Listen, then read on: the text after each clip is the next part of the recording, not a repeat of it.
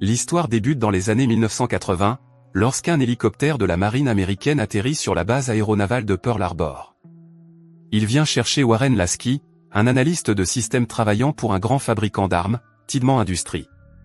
De là, Lasky est transporté à bord de l'USS Nimitz, l'un des plus grands porte-avions des États-Unis. Peu après, Lasky monte à bord de l'USS Nimitz, qui effectue des exercices navals dans le centre de l'océan Pacifique. Dans la salle de contrôle, le capitaine du navire, Matthew Yelland, supervise les vols d'entraînement des avions de chasse que le navire transporte. Lors de cette séance d'entraînement, le navire transporte plusieurs F-14 Atonka, des chasseurs supersoniques tout temps. Le navire transporte également quelques AE-7 Corsair, des chasseurs bombardiers subsoniques, ainsi que d'autres avions et hélicoptères. Le capitaine Yelland observe l'atterrissage en douceur de 2 F-14 Tonka sur la piste du navire. Bientôt, Warren Lasky le rejoint dans la salle de contrôle et tous deux se présentent officiellement. Leur conversation révèle que Richard Tiedemann a en fait retardé le départ de l'USS Nimitz de 2 jours pour des raisons inconnues. Il est perplexe lorsque les conditions météorologiques se dégradent soudainement, le ciel bleu lumineux est remplacé par des nuages rugissants et de la pluie.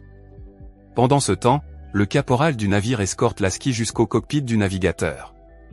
Cette pièce, petite mais fonctionnelle, est adjacente à une autre cabine où réside le commandant de l'escadre aérienne du navire, Dick Owens. Seul, Lasky explore les 2 cabines et découvre sur une table un manuscrit de la Seconde Guerre mondiale. Son enquête est interrompue par l'entrée du commandant Owens, propriétaire de la cabine et auteur du manuscrit. L'une des équipes du sonar du navire remarque une tempête importante et inhabituelle qui s'approche du Nimitz, alors que les rapports précédents faisaient état d'un temps clair. Pendant ce temps, le commandant Dick Owens arrive lui aussi à son poste. Comme tout le monde, il est déconcerté par le changement soudain de la météo. Mais il est d'autant plus inquiet que l'un des AE-7 Corsair est piloté par un novice. Au moment où l'équipage dégage la piste pour se préparer à un atterrissage potentiellement dangereux, un mystérieux vortex s'approche du Nimitz. Le commandant Owens observe avec horreur les nuages brillants et tourbillonnants qui commencent à ouvrir une sorte de portail juste devant le navire. Un bruit aigu et à haute fréquence pénètre l'éther, mettant tout le monde à genoux, en proie à la douleur. L'étrange phénomène fait également griller plusieurs appareils électroniques tandis que le vaisseau continue de naviguer à travers le singulier portail électromagnétique. Par un étrange retournement de situation, la tempête se termine aussi brusquement qu'elle a commencé et le vaisseau en sort pratiquement indemne. L'équipage retrouve rapidement son calme et le capitaine Yelland déclare l'état d'urgence. Tous les membres de l'équipage ferment les portes du centre de commandement du navire et prennent leur position. Soudain, l'AE-7 Corsair piloté par le pilote débutant est repéré à proximité. L'équipage le regarde nerveusement s'approcher de la piste d'atterrissage. Heureusement, le bombardier se pose avec succès, avec un léger accident, et le pilote est transporté à l'hôpital. Par la suite, Yelland demande des rapports à toutes les stations et le vaisseau semble en parfait état. Cependant, les militaires se rendent rapidement compte que leurs radars et d'autres équipements sont en panne. Dans la scène suivante, Yelland ordonne au commandant Owens d'envoyer des hélicoptères et des avions de reconnaissance vers la base. Il réunit ensuite les commandants de toutes les unités pour une réunion d'urgence. Au cours de cette réunion, il demande à tous les chefs d'unité de se préparer à un scénario de guerre. Le navire tente d'établir le contact avec toutes les bases possibles, y compris la Maison Blanche, mais sans succès. Cependant, les avions de reconnaissance qui se sont rendus à Pearl Harbor ont signalé que tout était normal et qu'il n'y avait aucun signe d'attaque nucléaire.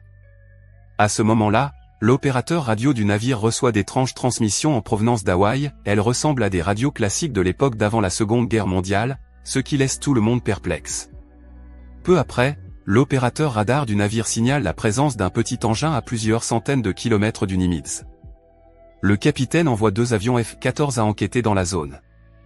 La scène se déplace sur le petit bateau, qui se trouve être le yacht personnel du populaire sénateur Samuel Chapman. Il est actuellement en croisière, écoutant une émission de radio et discutant de politique avec son ami Arthur.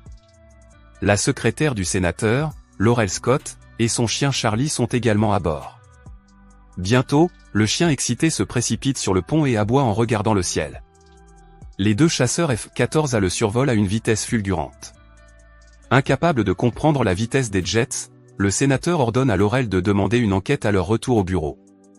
Les pilotes signalent au capitaine qu'ils ont repéré un vieux yacht civil, bien conservé, battant pavillon américain. Yelland leur ordonne de poursuivre leur observation et leur envoie un avion de ravitaillement. D'autre part, Lasky exprime une opinion très particulière, il suppose que tout ce qui se passe fait peut-être partie d'un exercice naval secret dont l'équipage de l'USS Nimitz n'a pas été informé à l'avance. Thurman et le capitaine trouvent cette idée crédible et demandent à Lasky s'il est au courant, puisqu'il travaille pour le ministère américain de la Défense. Lasky répond qu'il est aussi dans l'ignorance que. À ce moment-là, un jeune membre de l'équipage appelle d'urgence le capitaine dans la salle de radio. Yelland et Thurman se rendent dans la salle et découvrent qu'une autre transmission radio étrange est diffusée. Cette fois, il s'agit d'un reportage sur l'attaque imminente de l'URSS par l'Allemagne. Pour ajouter à leur perplexité, des photos de la base de Pearl Harbor prises par l'avion de reconnaissance. Ces photos incitent Yelland à appeler Lasky pour obtenir de plus amples informations. L'expert en efficacité observe avec stupéfaction les photos montrant la base de Pearl Harbor avant son attaque en 1941.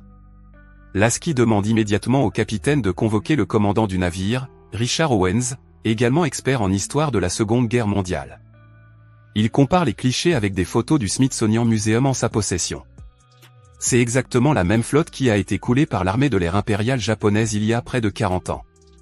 Pendant ce temps, les F-14 Tonka envoyés pour surveiller le yacht sont informés d'une autre paire de contacts radars. Après s'être ravitaillés en vol, ils détectent 2 chasseurs japonais Mitsubishi A6M0, communément appelés 0. Les pilotes américains informent immédiatement le capitaine, qui leur ordonne de continuer à surveiller la trajectoire des avions japonais. Plus tard, Yelland, ainsi que les commandants Owens et Thurman et Lasky, tentent de comprendre l'étrange phénomène qui se déroule devant eux. Ils pensent que quelqu'un, pour une raison ou une autre, veut leur faire croire qu'ils sont de retour en 1941. Thurman accuse les Russes d'être responsables des événements, tandis que Lasky propose une idée plus radicale. L'expert en efficacité estime qu'il est possible qu'ils aient été inexplicablement transportés dans le temps, il y a 40 ans. Cependant, les militaires rejettent cette idée comme étant invraisemblable. Pendant ce temps, des chasseurs zéro ennemis s'approchent du yacht du sénateur.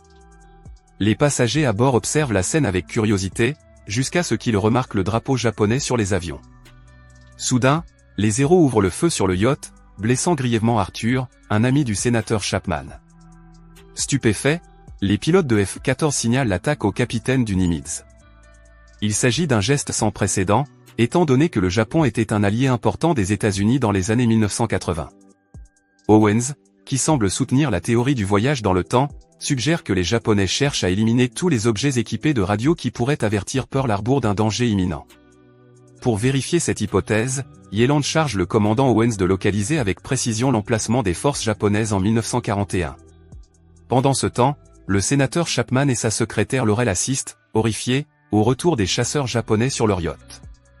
Heureusement, ils parviennent à s'échapper en sautant par-dessus bord avec leur chien Charlie, alors que les avions Zéro détruisent complètement le yacht. Après avoir complètement paralysé leur cible, les Japonais effectuent un nouveau passage et ouvrent à nouveau le feu. Les pilotes tirent également sur les survivants dans l'eau, tuant le membre d'équipage. Sur l'insistance de Dan Thurman, le capitaine ordonne aux pilotes de F-14 d'effectuer une course supersonique au-dessus des Zéros afin de les effrayer. Au lieu de cela, les Zéros ouvrent le feu sur les Tonka, surprenant tout le monde à bord. Lorsque le radar montre que les Zéros se dirigent vers le Nimitz, Yelland ordonne aux pilotes américains d'ouvrir le feu. Dans le combat qui s'ensuit, les 2 Zéros sont facilement abattus, un pilote utilise les canons de son avion tandis que l'autre tire un missile. Les 2 pilotes rapportent au capitaine que 2 civils du yacht et un pilote japonais ont survécu à l'accrochage. Pendant ce temps, le radar de l'avion E-2 détecte 456 objets sur la flotte japonaise qui semblent tous se diriger vers le sud-ouest. Or, c'est dans cette direction que se trouve la base navale américaine de Pearl Harbor. Alarmé par cette découverte, le capitaine charge le commandant Owens de réunir une équipe de secours et d'assurer l'isolement des survivants du yacht. Ailleurs, le sénateur, Laurel et leurs chiens sont hissés hors de l'eau sur le pont de l'hélicoptère de sauvetage. Chapman regarde avec étonnement l'intérieur de l'hélicoptère, curieux de connaître l'origine de leur sauveteur. Owens l'informe sur le Nimitz et lorsqu'il réalise qu'il a devant lui le sénateur Chapman des années 1940, il reste sans voix. Plus tard, l'équipe de sauvetage récupère également le japonais survivant avant de retourner au porte-avions. De retour sur le Nimitz, le capitaine Yelland examine les affaires du japonais et fait traduire son carnet de notes. Pendant ce temps, le E-2 continue de surveiller les mouvements de l'ennemi et confirme qu'une flotte japonaise importante se dirige vers Pearl Harbor. Chapman, furieux d'être retenu contre son gré, est identifié par le commandant Owens. Il détermine que la tempête qui a englouti le Nimitz quelques heures plus tôt a déplacé le porte-avions à temps et l'a déposé dans l'océan Pacifique le 6 décembre 1941, un jour avant l'attaque sournoise des Japonais sur Pearl Harbor. Owens raconte également l'histoire de Chapman. Peu avant l'attaque japonaise, Chapman et son ami Arthur Scott ont tous deux été portés disparus en mer dans des circonstances non élucidées. Chapman lui-même était considéré comme un candidat sérieux pour battre Franklin Roosevelt à la présidence des États-Unis. En interférant avec l'attaque du yacht de Chapman, la présence du Nimitz a modifié l'histoire et la survie de Chapman pourrait gravement perturber le continuum espace-temps. Une autre question se pose au capitaine, le Nimitz devrait-il engager la flotte et l'aviation japonaise et empêcher l'attaque de Pearl Harbor? Thurman en est persuadé, tandis que Lasky est partagé par cette idée, déclarant que ce genre d'interférence dans l'histoire pourrait avoir des conséquences très graves. Pendant ce temps, le prisonnier japonais discute avec le lieutenant Kajima, un membre de l'équipage du Nimitz qui parle japonais, et demande à avoir accès à une radio pour contacter ses supérieurs. À un moment donné, le Golden Retriever de Chapman s'échappe de la pièce où son maître est détenu et court dans la pièce où se trouve le pilote japonais. Le pilote parvient à désarmer un garde marin et à s'emparer de son fusil, ouvrant le feu et tuant plusieurs membres de l'équipage. Il répète ses exigences à travers le traducteur et retient plusieurs personnes en otage, dont Owens et Lasky. Yelland ordonne à Owens de dire aux pilotes qu'ils viennent du futur, en invoquant sa connaissance des noms des navires de la flotte impériale japonaise qui se trouvent à proximité.